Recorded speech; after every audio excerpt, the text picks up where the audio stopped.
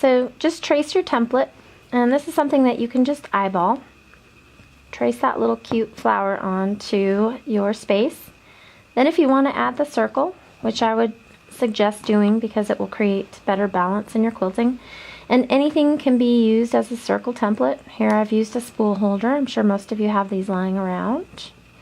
Just trace that circle using an erasable marking implement. And now I'm ready to do my next filler design, which is going to be combining curlicue that we learned already, and then little scallops. So these scallops are just going to travel around the edge of the curlicue, lining up the angle, so keeping that angle consistent. As the shape curls, the angle should also adjust.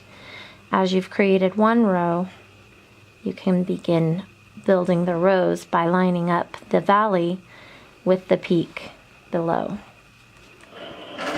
This is a really cool design.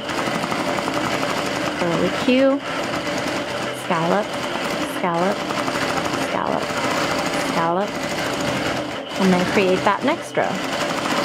Maybe you just decide that's enough of that, and you want to add leaves here and there. And some maybe just plain old curlicues. When you see that you've reached the edge of the flower template, go ahead and quilt it. Increasing your speed when you're doing more open designs. And never feel that you have to be too exact anytime you've marked a design. You don't want to interrupt your fluidity.